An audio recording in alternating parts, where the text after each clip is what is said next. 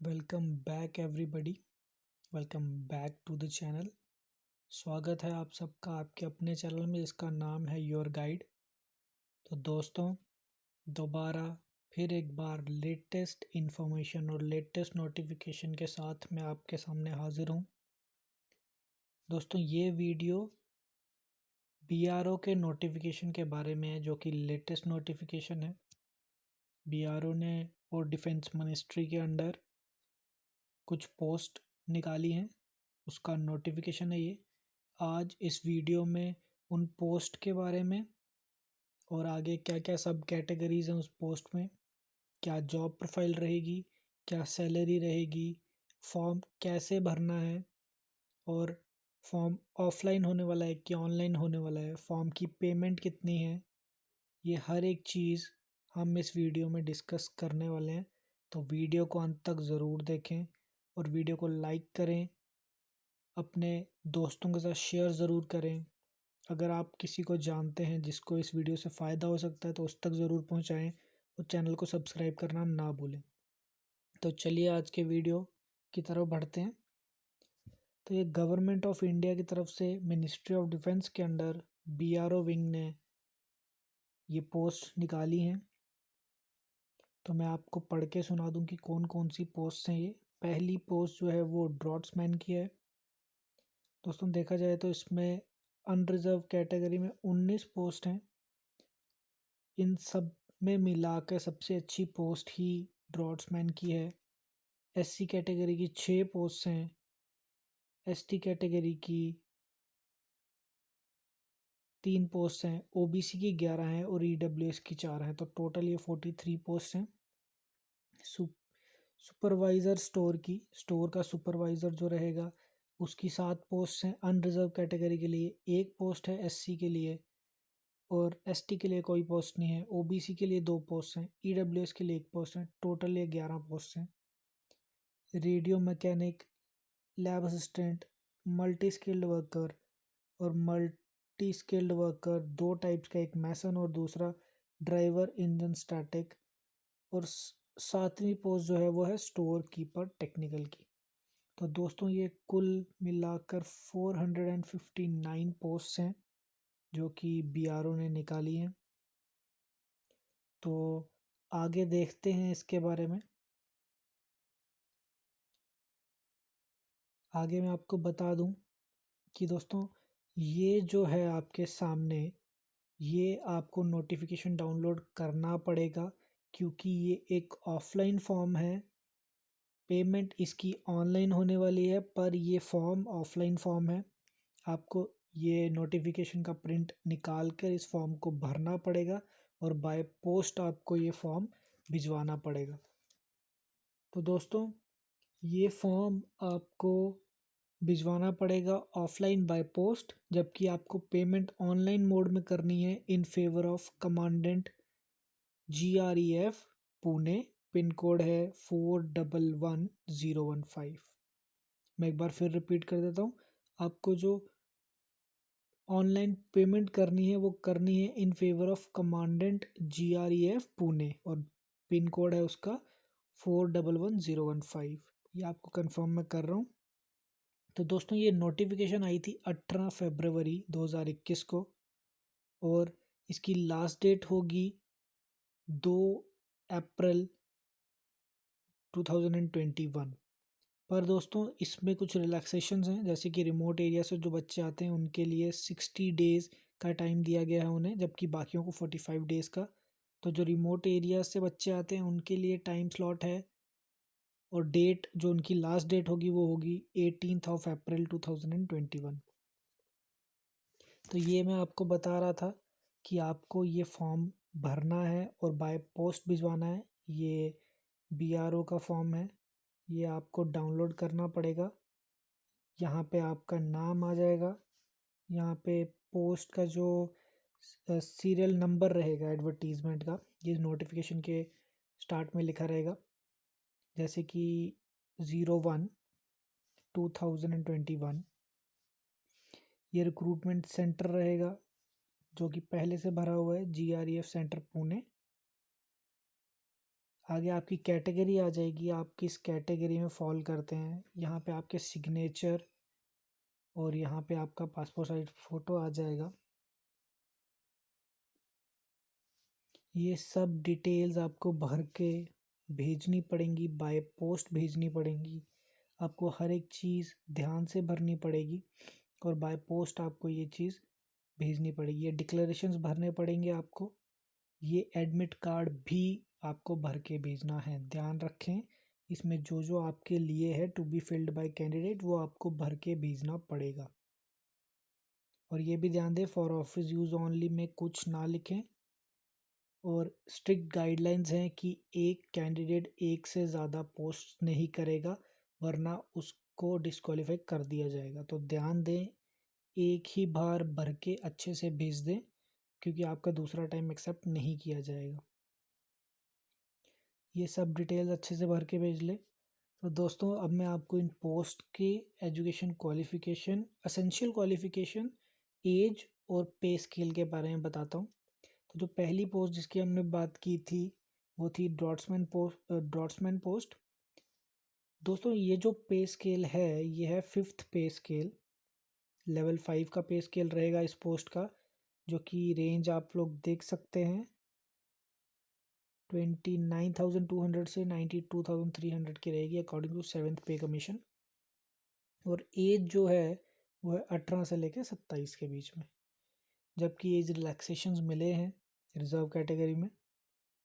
Essential qualification की बात करें हम तो 12th with science subject from a recognized board, और 2 साल का सर्टिफिकेशन होना चाहिए आर्किटेक्चर और ड्राफ्टमैनशिप एनी रिकॉग्नाइज्ड यूनिवर्सिटी से, या फिर 2 year national trade certificate from draftman civil from a recognized institute and have 1 year practical experience in the trade.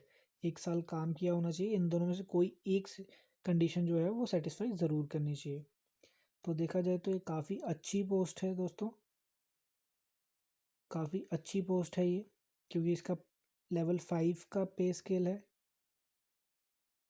ये काफ़ी अच्छी पोस्ट है। दूसरी पोस्ट की बात करें तो सुपरवाइज़र ऑफ स्टोर रहेगा दूसरी पोस्ट में। ये लेवल 4 की पे स्केल की पोस्ट है अकॉर्डिंग टू 7th पे कमीशन। इसकी जो पे रेंज रहेगी वो रहेगी 25,500 से 81,100, और इसकी जो एज लिमिट है वो है 18 से 27, जबकि एज रिलैक्सेशन आपको अलग से मिल जाएगी। इसकी अगर एजुकेशन क्वालिफिकेशन की बात करें तो डिग्री फ्रॉम यूनिवर्सिटी और सर्टिफिकेट होना चाहिए मटेरियल मैनेजमेंट और इन्वेंट्री कंट्रोल और स्टोर कीपिंग में, या फिर जो बाकी कंडीशंस दी गई हैं ये सेटिस्फाई करनी चाहिए। पहली कंडीशन तो ज़रूरी है सभी कैंडिडेट्स के लिए। और जो दूसरी कंडीशन है उसमें आपके ऑप्शंस हो सकते हैं, या फिर इन तीनों में से कोई। आई होप आपको समझ आ गया होगा।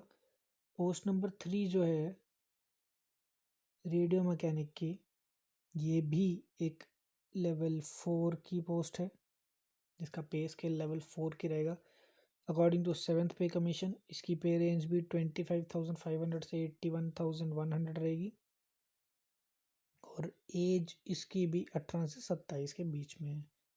एसेंशियल क्वालिफिकेशन की बात कर लें तो 10th पास होनी चाहिए। Radio mechanic certificate from ITI, 2 साल का जो आपकी आईटीआई ट्रेनिंग रहती है वो होनी चाहिए, या फिर defence trade certificate from any army institute और similar establishment of defence with 2 year experience in radio technology. अगर आपके पास आईटीआई नहीं है उस फील्ड की, रेडियो मैकेनिक के फील्ड की आईटीआई नहीं है, तो आपके ये भी चल सकता है अगर आपने किसी डिफेंस ट्रेड सर्टिफिकेट हो आपके पास, प्लस आपके पास 2 साल का एक्सपीरियंस हो रेडियो टेक्नोलॉजी में। और अगर आपके पास ये भी नहीं है तो जो तीसरा आपको ऑप्शन दिया गया है, having pass the class course for wireless operator and keyboard as laid down in defence service regulations, तो ये सेटिस्फाई भी कर सकते हैं आप और अप्लाई कर सकते हैं। तो जो आपकी 4th पोस्ट है वो है लेबॉर्ट्री असिस्टेंट की। ये लेवल 3 की पोस्ट है। सभी कैंडिडेट्स ध्यान दें, ये लेवल 3 की पोस्ट है। 7th पे कमीशन के हिसाब से इसकी जो पे रेंज है वो है 21,700 to 69,100। एज इसमें भी सेम है, फॉर अनरिजर्व्ड। और एजुकेशन क्वालिफिकेशन की बात करें तो आप देख सकते हैं 10+2 from a recognize board, laboratory assistant का सर्टिफिकेट, या फिर जो अलग आपको ऑप्शंस दिए गए हैं वो सेटिस्फाई करने चाहिए।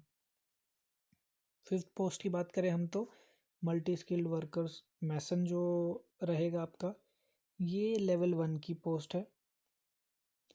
7th पे कमीशन के हिसाब से इसकी सैलरी रेंज रहेगी 18,000 to 56,900 और एज 18 to 25 ईयर्स है। इसकी एजुकेशन क्वालिफिकेशन भी 10th है और सर्टिफिकेट बिल्डिंग कंस्ट्रक्शन, ब्रिक मैसन, ये सब रहना चाहिए और ऑप्शंस भी दिए गए हैं। जो 6ठी पोस्ट है वो है multi skilled worker driver engine static की, तो ये भी एक लेवल 1 की पोस्ट है, आपको ध्यान देना पड़ेगा। लेवल 1 सेम पे स्केल रहेगा इसका भी। एज इसमें भी 18 से 25 है। एजुकेशन क्वालिफिकेशन इसकी भी 10th और सर्टिफिकेशन से रहनी चाहिए। और 7th की पोस्ट की बात करें तो स्टोर कीपर टेक्निकल है, ये लेवल 2 की है। हम जानते हैं लेवल 2 में कितना पे रेंज है। एज इसमें भी 18 से 27। 10+2 फ्रॉम रिकग्नाइज बोर्ड इसकी एसेंशियल क्वालिफिकेशन है। स्टोर कीपिंग नॉलेज रहनी चाहिए रिलेवेंट टू व्हीकल और इंजीनियरिंग इक्विपमेंट। देखा जाए दोस्तों तो इसमें एक एसेंशियल क्वालिफिकेशन सिर्फ एक ही है, 10+2 फ्रॉम रिकग्नाइज बोर्ड। और इस समय तो स्टोर कीपिंग नॉलेज मैक्सिमम को रहती ही है। मैनेजमेंट स्किल्स मैक्सिमम बच्चों के पास, मैक्सिमम कैंडिडेट्स के पास रहते ही हैं। डिज़ायरेबल की बात करें, कैंडिडेट्स डिज़ायरेबल जो क्वालिफिकेशन होती है उसका मतलब होता है कि अगर ये है तो बहुत अच्छा होगा। जो एसेंशियल है वो नेसेसिटी है, वो होने ही चाहिए आपके पास। It will make you eligible, वो आपको एलिजिबल बनाएगी तभी आप फॉर्म लगा सकते हैं। पर आपके पास अगर डिज़ायरेबल एजुकेशन क्वालिफिकेशन भी है तो आपको एक अपर हैंड मिल जाएगा from the rest of the candidates. तो ये जो डिज़ायरेबल आपका क्वालिफिकेशन है ये है 3 year experience in store establishment. आपके पास कोई 3 ईयर का एक्सपीरियंस होना चाहिए स्टोर मैनेजमेंट में, या फिर जो आपको बाकी ऑप्शंस दे रखे हैं। तो दोस्तों ये आगे हमारे पास सिलेबस है अकॉर्डिंग टू हर एक पोस्ट, कैसे एग्ज़ाम होने वाला है, कैसा पैटर्न है, सब कुछ। तो ये काफ़ी लंबा है, मैं इस नोटिफिकेशन का लिंक डिस्क्रिप्शन में डाल दूंगा, आप ज़रूर डाउनलोड कर लीजिएगा और अपनी जो आपकी जिस पोस्ट के लिए आप प्रिपेयर करने वाले हैं उसका ज़रूर देख लीजिएगा, क्योंकि मैं नहीं चाहता कि वीडियो काफ़ी ज़्यादा लंबा हो जाए। ये जनरल इंस्ट्रक्शंस हैं, सिर्फ मेल ही अप्लाई कर सकते हैं, फीमेल अप्लाई नहीं कर सकती इसको। Candidate must be a citizen of India, ये सब। आपका एक फिजिकल एफिशिएंसी टेस्ट भी होगा, ये मैं आपको बता दूं। रनिंग वगैरह नहीं है इसमें, पर एक फिजिकल एफिशिएंसी टेस्ट भी होगा। तो आगे बढ़ते हैं, इसमें देखते हैं इस नोटिफिकेशन में और क्या। एज रिलैक्सेशन की बात की है, जैसे मैंने आपको बताया कि कुछ में 27 साल है, कुछ में 25 साल है, प्लस आपको एज रिलैक्सेशन मिल जाएगी। ईडब्ल्यूएस और अनरिजर्व कैटेगरी के लिए कोई एज रिलैक्सेशन नहीं है। एससी एसटी के लिए 5 साल, ओबीसी के लिए 3 साल, central government civil employees and departmental employees के लिए 45 ईयर्स फॉर एससी एसटी, उसमें भी सब कैटेगरीज हैं। तो ये भी दे दिया गया। एक्स सर्विसमैन की है, जम्मू एंड कश्मीर माइग्रेंट्स की है, जो कश्मीरी माइग्रेंट्स हैं उनके लिए 5 साल की है। फिजिकली हैंडीकैप के लिए 10 साल की है। ये दोस्तों वेटेज के बारे में बताया गया है कि किस हिसाब से आपको वेटेज मिलेगा, किस किस चीज़ का। अगर आपके पास एनसीसी सी सर्टिफिकेट है 10% वेटेज और मिलेगा आपको। एनसीसी बी सर्टिफिकेट का भी है। Son of an ex serviceman के लिए भी है। Sports at state district university level में भी आपको मिलेगा। तो ये काफ़ी अच्छी बात है क्योंकि बहुत सारे बच्चों ने एट यूनिवर्सिटी लेवल कुछ ना कुछ खेला रहता है, तो उनके लिए काफ़ी हेल्पफुल रहेगा। एनसीसी बी और सी सर्टिफिकेट भी काफ़ी हेल्प करेगा आपको अगर किसी का है तो। दोस्तों जो फीस की बात करें हम, तो general category, EWS category, ex serviceman category, OBC category, इन चारों कैटेगरी के लिए मैं रिपीट कर दूं, general category, EWS category, ex serviceman category और ओबीसी कैटेगरी के लिए 50 रुपीज़ फीस रहेगी। एसटी, एससी और पीडब्ल्यूडी कैंडिडेट्स के लिए कोई फीस नहीं है। तो ये रहा फीस स्ट्रक्चर जो भी होने वाला है, ये फीस स्ट्रक्चर है। Physically handicap, PWD, SC, ST के लिए कोई फीस नहीं, जबकि रिमेनिंग जो 4 कैटेगरीज हैं उनके लिए फ़ीस है। अब इसको कैसे अप्लाई करना है ये मैं आपको बता देता हूँ। दोस्तों जो ये ऊपर नोटिफिकेशन में फॉर्म दिया गया था, इसको सिर्फ और सिर्फ आप हिंदी या इंग्लिश में ही भर सकते हैं, अपनी किसी भी रीजनल लैंग्वेज में नहीं भर सकते। अगर आप ऐसा करते हैं तो आपका फॉर्म रिजेक्ट हो जाएगा। तो दोस्तों आगे देख लेते हैं इसमें और क्या क्या चीज़ें हैं। एक फिजिकल एफिशिएंसी टेस्ट होगा और प्रैक्टिकल टेस्ट भी होगा आपके ट्रेड से रिलेटेड। आगे देखते हैं और क्या क्या दिया गया है इसमें।